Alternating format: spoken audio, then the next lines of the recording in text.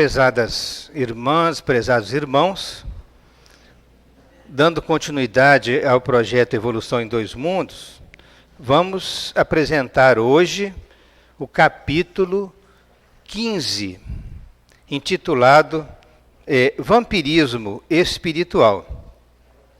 E neste capítulo serão abordados os seguintes itens: parasitismo nos reinos inferiores, transformações dos parasitas, transformações dos hospedeiros, obsessão e vampirismo, infecções fluídicas, parasitas ovoides, parasitismo e reencarnação e terapêutica do parasitismo da alma.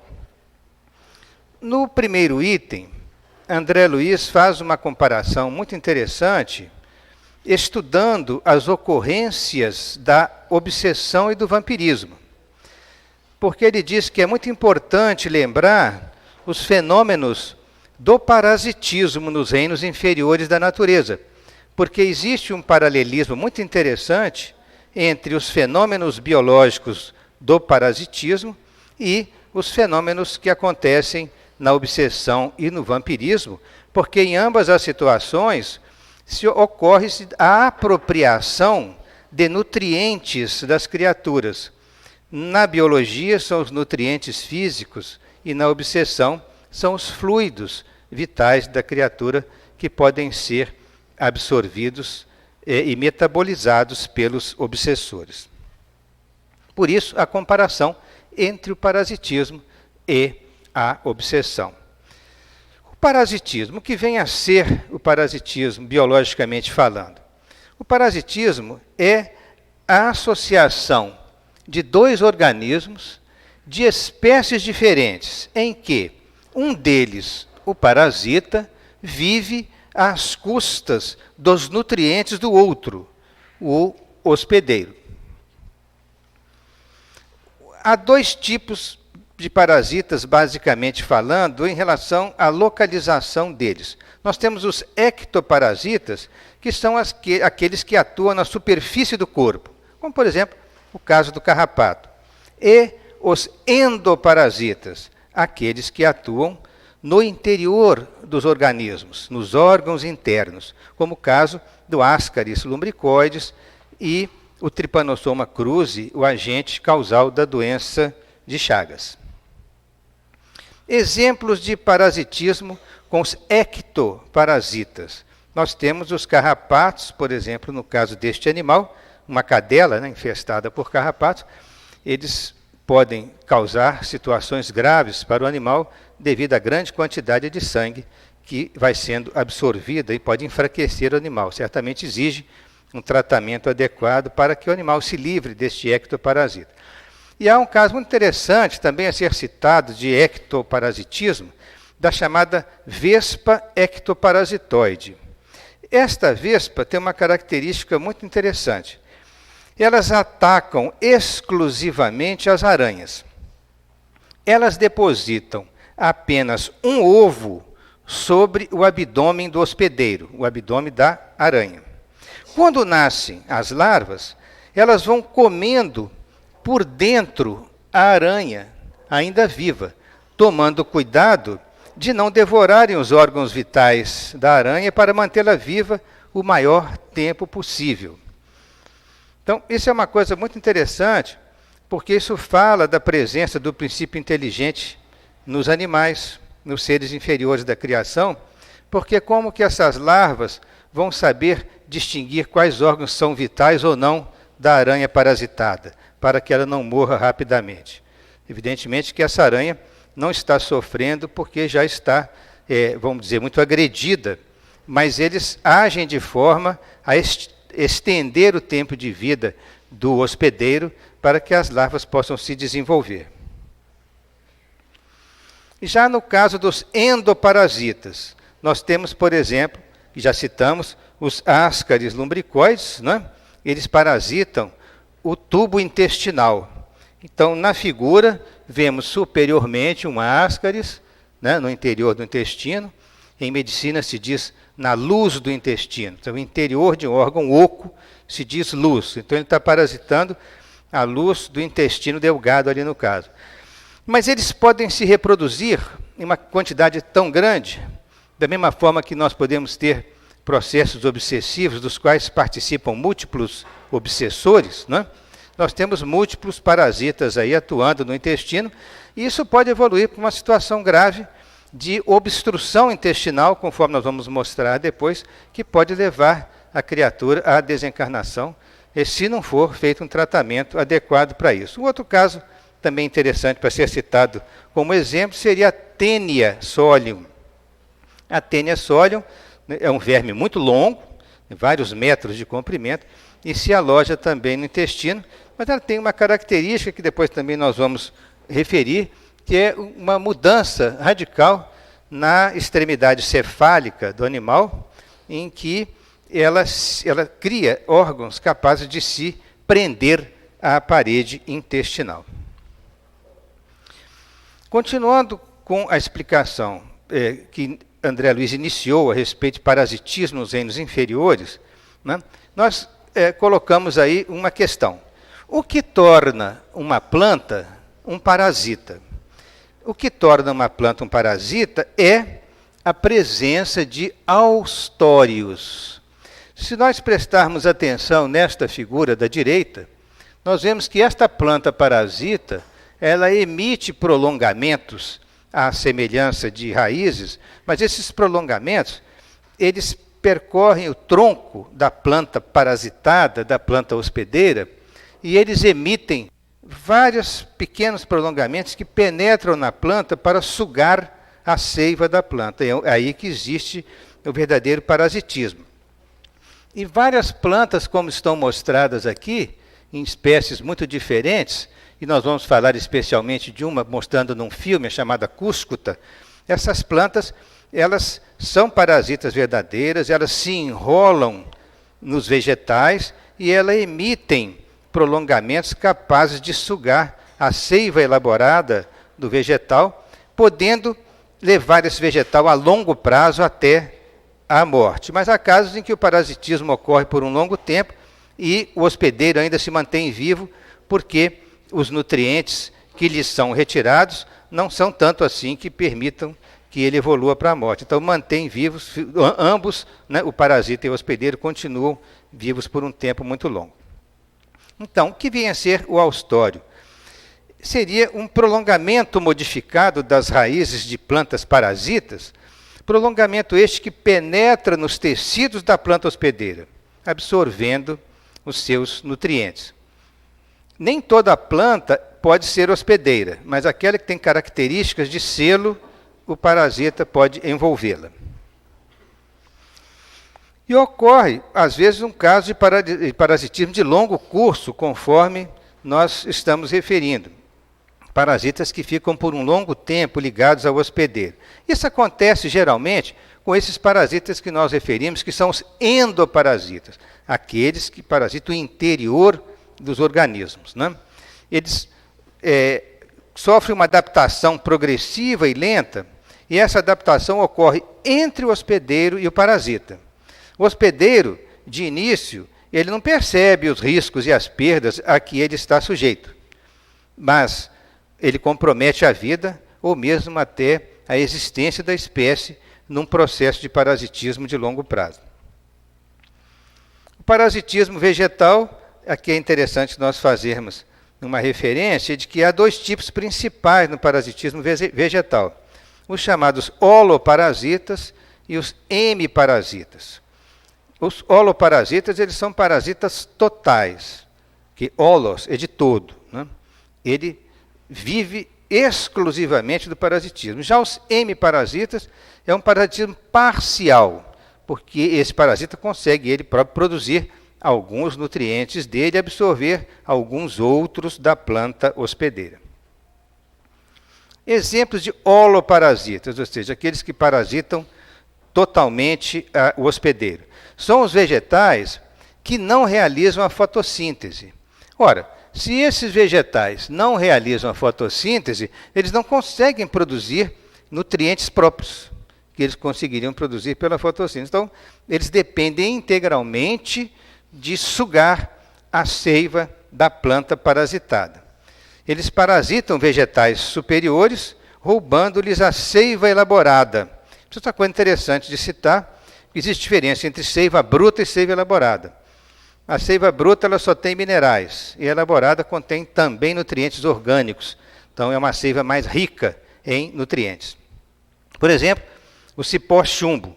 O cipó-chumbo é uma característica muito clara de um parasitismo, de holoparasitas, um parasitismo total, completo, e que envolve totalmente a planta. O cipó começa pequeno, rasteiro, nascendo próximo do tronco da árvore, e ele vai se envolvendo como se fosse um ofídio, uma cobra, vai se envolvendo em torno da árvore e vai comprimindo a árvore, fazendo como se fosse uma constricção, a semelhança de uma jiboia que enrola um animal, e dali, naquela constricção, também saem os austórios que vão sugar a seiva. E essa constricção, depois de muito tempo, pode levar o tronco da árvore à incapacidade de passar a própria seiva, e essa árvore pode vir a morrer também. Esse é um verdadeiro parasita, conforme vocês estão vendo ele aqui, numa fase mais inicial de crescimento, mas depois ele se torna muito calibroso, muito volumoso, e vai asfixiando num abraço devastador a planta hospedeira. E aqui é interessante nós abrirmos um parênteses para mostrar um filme para vocês, é um filmezinho curto, de uns 2 minutos mais ou menos, que mostra a ação de uma planta parasita chamada cúscuta. Ela é muito conhecida por vários nomes no interior do Brasil e em Portugal com cabelos de Nossa Senhora, e vários nomes que eles vão dando para essa planta invasiva. E cabelos do monte também, são expressões usadas para dar o nome a este parasita que, do ponto de vista biológico, recebe o nome de cúscuta.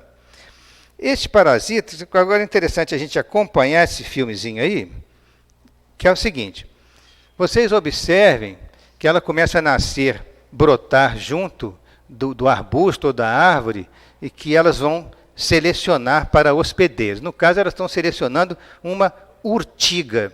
E a urtiga é uma planta espinhosa, ela tem vários espinhos no tronco, e mesmo assim, os parasitas vão crescendo como pequenos prolongamentos, e vão envolvendo cuidadosamente a planta para que eles mesmos não se danifiquem nos espinhos.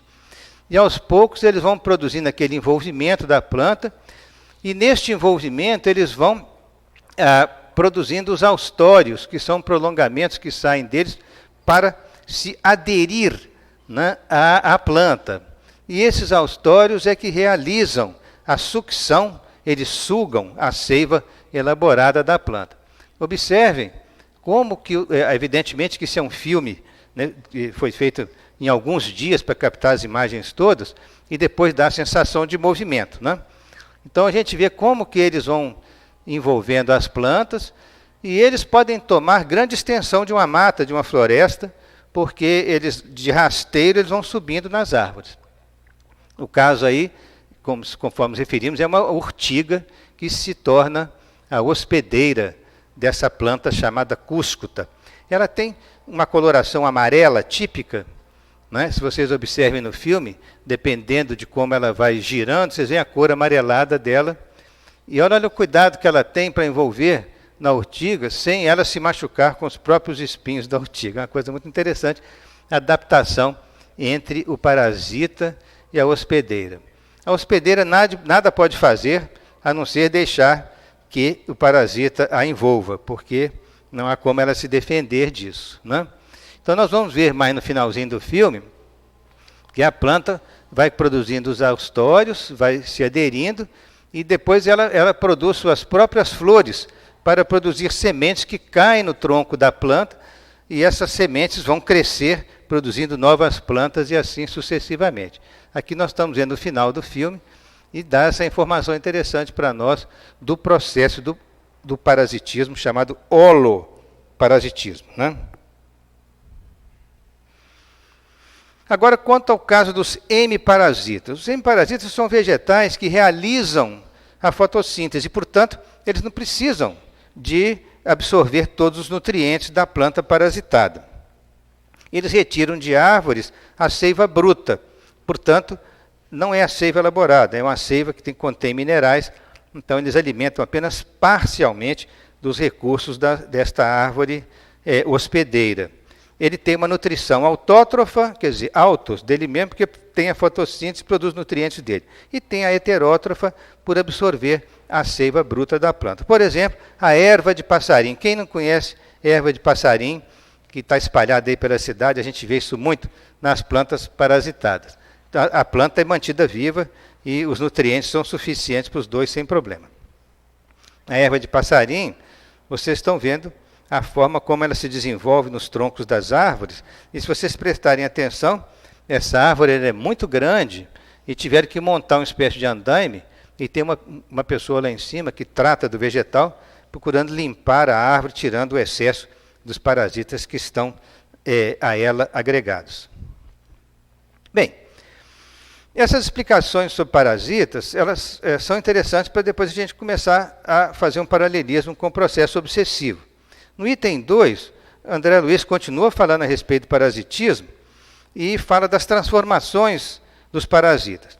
Quanto à sua atividade, os parasitas se dividem, então, em temporários e permanentes. É muito fácil compreendermos essa divisão quanto à atividade dos parasitas. Os temporários, por exemplo, insetos hematófagos e sanguessugas.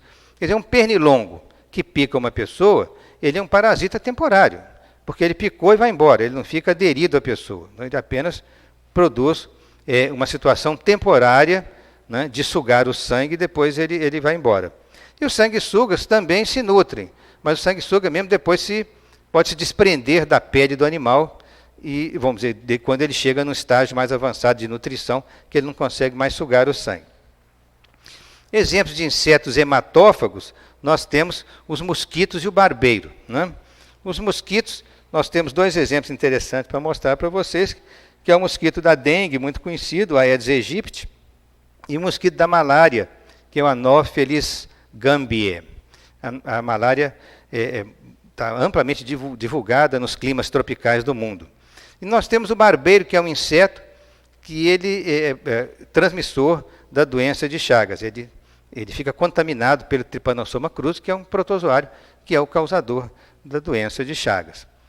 A doença de Chagas foi inteiramente descrita pelo grande cientista brasileiro, né, que tem o seu nome.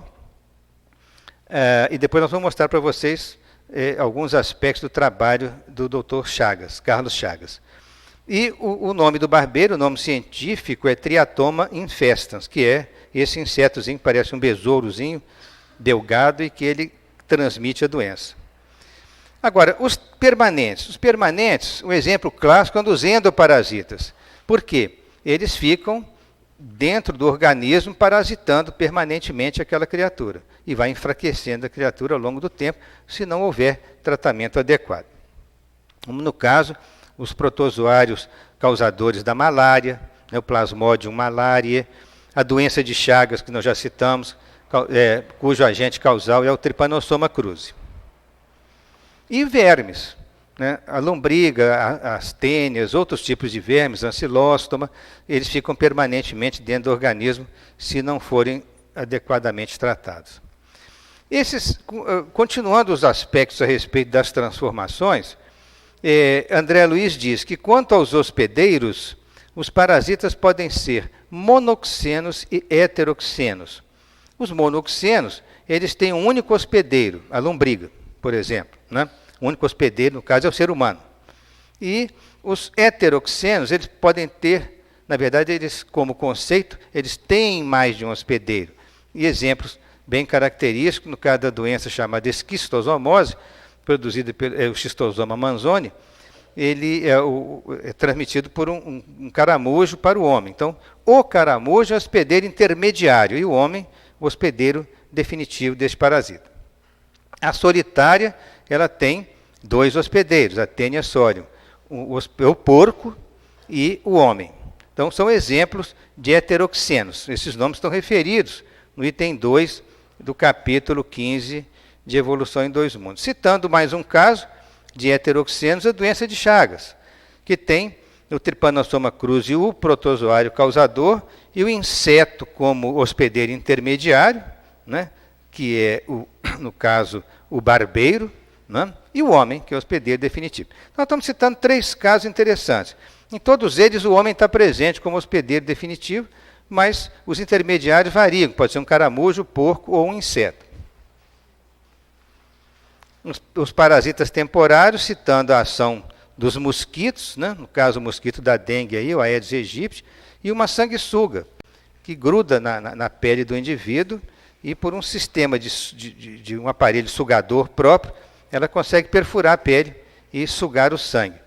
Isso até é uma coisa muito interessante de abrir um parênteses aqui, para citar que em medicina, quando começaram a desenvolver as técnicas microcirúrgicas de implantes de dedos, por exemplo, alguém cortou um dedo e aí os chamados microcirurgiões vão trabalhar para restabelecer a continuidade da circulação e da inervação daquele dedo.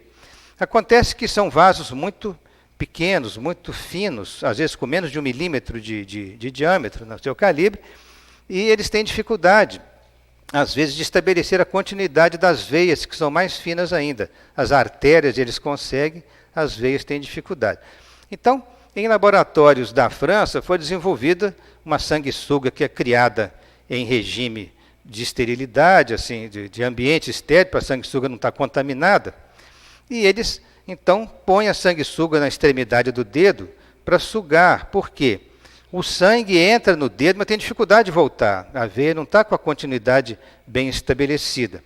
Então, a sanguessuga vai tratando do dedo implantado, até que depois de alguns dias há um restabelecimento da circulação e a sanguessuga é desprezada da função dela. Então, interessante que são casos que a sanguessuga é um parasita extremamente útil para salvar um dedo implantado de determinados pacientes. Isso é interessante como referência no desenvolvimento da microcirurgia.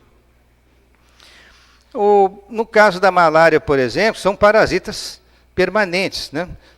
A doença é transmitida por um mosquito, que é o Anopheles gambia, e o paciente se torna, assim, muito agredido com essa. Muitas pessoas morrem por conta de malária no mundo, e nós temos aqui a planta, que é a cinchona, que contém quinina, que é o primeiro antimalárico descoberto como uma droga que poderia atacar o agente causador da malária, que é um protozoário chamado Plasmodium malariae.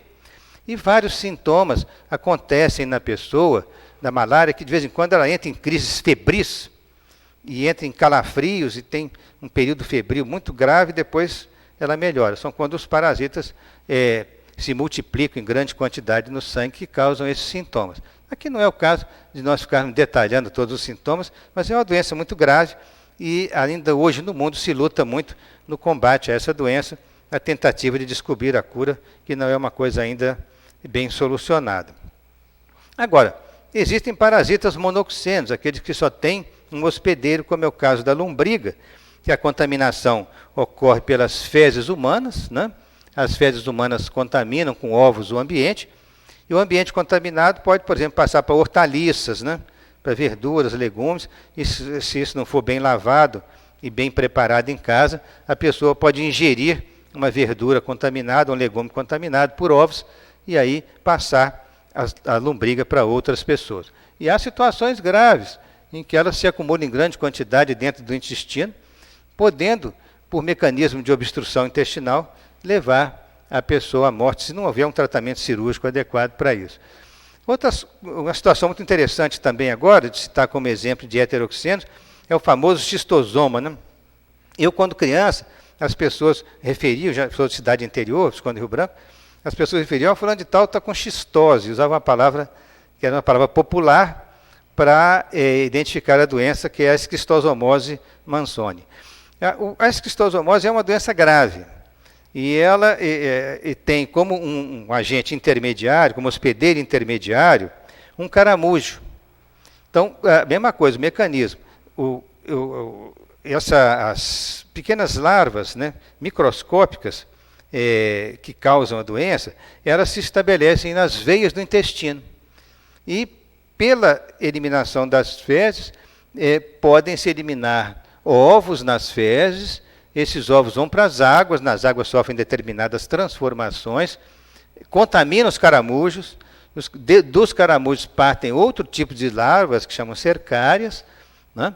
E aí o homem que entrar na água pode ser contaminado por essas larvas chamadas cercárias que penetram na pele, dão uma coceira muito grande, a pessoa não sabe o que aconteceu e essas larvas já vão para o sangue e vão se atestar novamente no intestino, no fígado, causando muitos danos à criatura. É a xistosoomose ou esquistosoomose.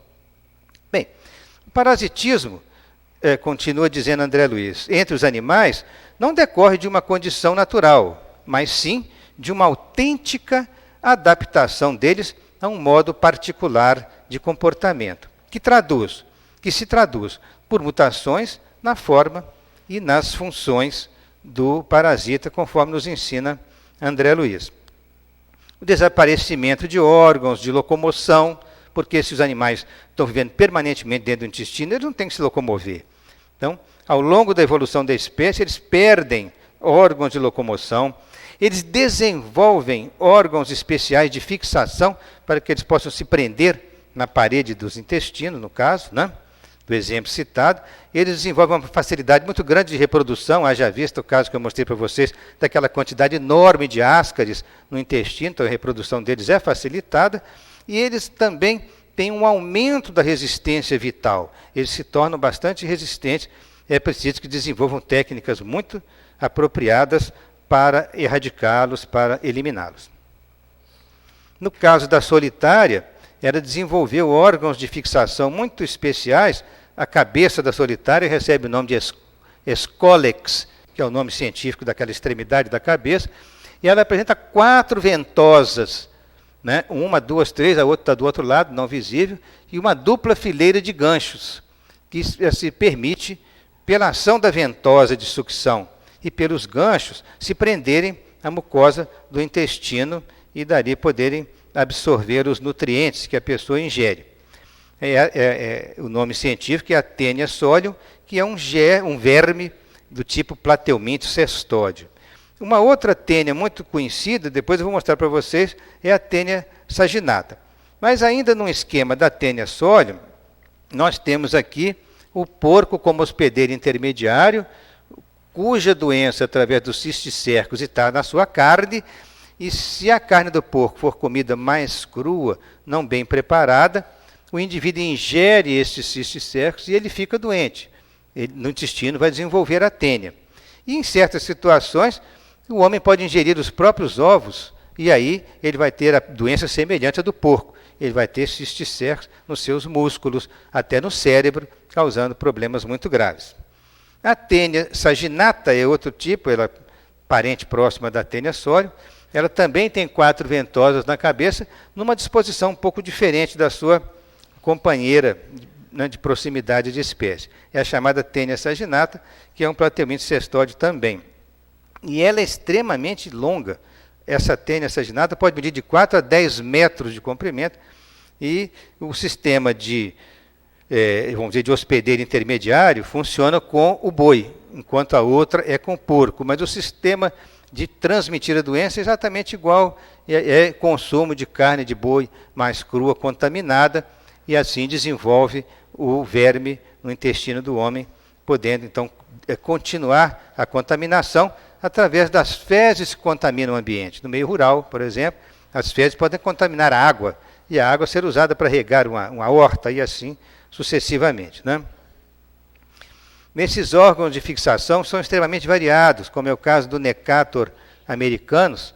Ele tem aqui 2 placas, como se fosse na sua boca aberta. Ele tem 2 placas de fixação, mas o outro parente próximo dele, que é o Ancylostoma duodenale, ele desenvolveu 2 pares, olha, dentes aqui e dentes aqui. São 2 pares de dentes. Na verdade, cada dente é como se fosse um par. Então nós temos 2 dentes, porém, cada um deles um par. Então nós temos 4 pontas afiadas aqui para a fixação na mucosa, e olha que esses nematóides, né, pertencem a essa classe, eles se aderem à mucosa intestinal, e eles são numerosos, e eles produzem anemia intensa no indivíduo parasitado. E sofrem mutações e adaptações, conforme André Luiz refere, falando da resistência vital, devido à capacidade de encistamento. Eles podem se transformar em certos cistos e sobreviverem muito tempo na natureza, desenvolvendo uma proteção muito grande contra o frio e o calor, podem passar longos períodos sem se alimentar, e, como por exemplo, a citação de André Luiz é o percevejo do leito. Esse percevejo consegue viver mais de 6 meses consecutivos em jejum completo, sem precisar de sugar ninguém. Olha que é um tempo muito longo e eles conseguem sobreviver, conforme a explicação de André Luiz neste capítulo que estamos referindo. Mutações em órgãos também acontecem. Identificamos a degeneração do aparelho digestivo em vários endoparasitas do campo intestinal. Os órgãos bucais transformam-se em órgãos de fixação, conforme nós já mostramos alguns desenhos, e se alimentam por osmose, utilizando toda a superfície do corpo. Essa é uma coisa muito interessante. Ele está agarrado com a boca na mucosa intestinal, mas o corpo dele funciona como elemento de absorção. Então, é uma situação muito cômoda para o parasita, que não tem que sair atrás de alimento, deixa o hospedeiro se alimentar e ele, por osmose, consegue realizar a alimentação dele, utilizando, conforme nós já dissemos, toda a superfície do corpo. O intestino se transforma, então, numa bolsa volumosa para reserva de sangue, como é o caso da sanguessuga. Todas essas informações que nós estamos passando no momento, elas são informações do próprio André Luiz, extraídas do capítulo 15. Vejam, né, como que tem um conteúdo de informações científicas, né, na questão das informações de André Luiz, detalhada. No caso, por exemplo, hematófagos, que são insetos ou outros animais que vão sugar o sangue. Nós temos aqui, citando a questão da bolsa volumosa, uma sanguessuga, ela pode sugar muito sangue e ficar bem volumosa até a ponto de se desprender do hospedeiro. Aqui tem uma sanguessuga aqui atrás de uma orelha, parecendo um brinco estranho ali, mas é que a pessoa depois vai se libertar dela. E aqui o percevejo, né, que ele é um percevejo sanguessuga, e ele pode ficar muito tempo depois dele sugar o sangue, ele pode passar meses sem precisar de parasitar novamente. É interessante citar o seguinte: nós temos esses 2 exemplos dos hematófagos, só voltando para recordar, né? Tanto o percevejo quanto o sanguessuga. O sanguessuga nós estamos vendo na figura. Então, a sanguessuga, né, ela tem o intestino alterado e ela vai formar uma grande bolsa depois dela sugar muito sangue. Ela fica muito volumosa, ela se desprende do hospedeiro. É o que nós estamos vendo aqui no caso desta pessoa que, naturalmente, penetrou em alguma água, algum rio onde existiam sanguessugas, e ela foi acometida por um parasita destes, né? A semelhança de um brinco ali, como a gente está vendo. E nós temos o percevejo, que o André Luiz chama de percevejo de leito. Este, sim, ele pode sugar e ficar muito tempo sem se alimentar. Então, agora entrando no item 3, nós vamos continuar falando um pouquinho mais das transformações dos hospedeiros, passando para vocês essas informações trazidas por André Luiz, procurando explicá-las de uma forma assim mais acessível e com mais detalhes de exemplificações. A ação dos parasitas causa muitas vezes profundas alterações nos hospedeiros, nos quais, depois de instalados, eles se multiplicam ameaçadores, espoliando a vítima. Espoliar quer dizer que eles estão sugando os nutrientes, estão enfraquecendo a vítima, né?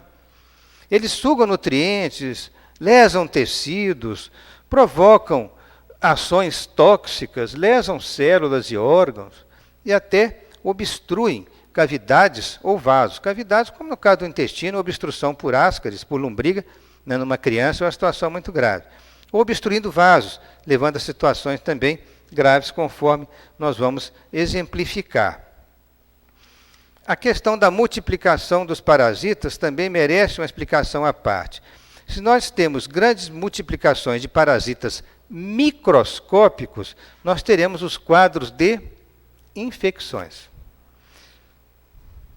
Como, por exemplo, vírus, bactérias, fungos, protozoários. E nós temos outra situação, que são as infestações. Tá? Então, vamos só relembrar aqui. Se nós tivermos uma grande multiplicação de parasitas microscópicos, nós teremos as infecções. Tá? E essas infecções, elas ocorrem por vírus, bactérias, fungos, protozoários. São seres microscópicos.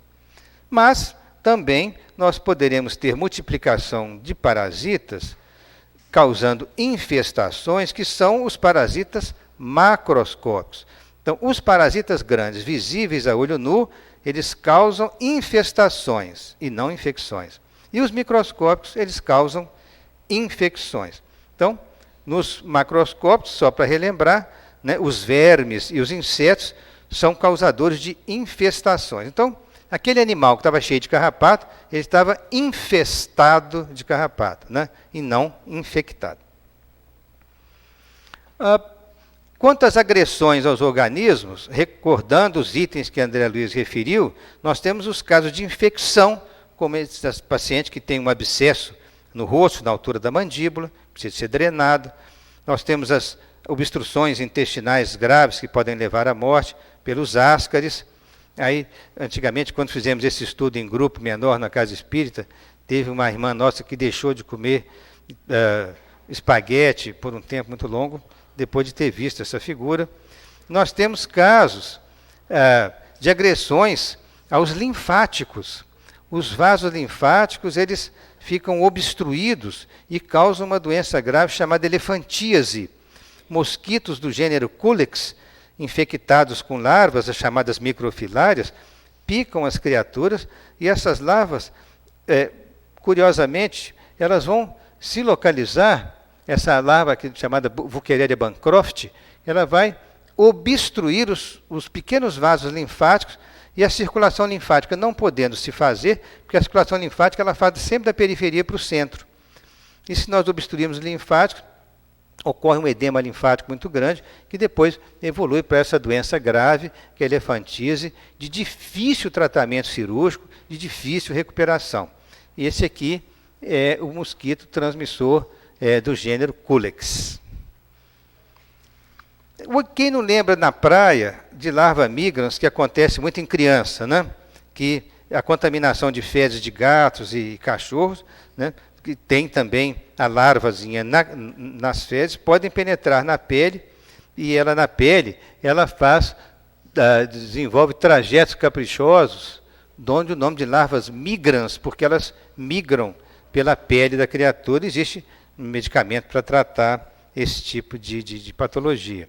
A doença de Chagas, cuja agente causal é um protozoário flagelado, que é o Trypanosoma cruzi, ele está sendo mostrado aqui num grande aumento ao microscópio, comparando com as hemácias do sangue humano. Olha que as nossas hemácias são células realmente muito pequenas. E nós temos um Trypanosoma cruzi, que é um protozoário, junto com as hemácias no sangue, praticamente quase que do tamanho, um pouquinho maior que uma hemácia. Ele é muito pequeno realmente. E ele circula por todo o organismo, podendo causar lesões em vários órgãos, né? O hospedeiro intermediário da doença de Chagas, nós já falamos, é exatamente esse barbeiro, né?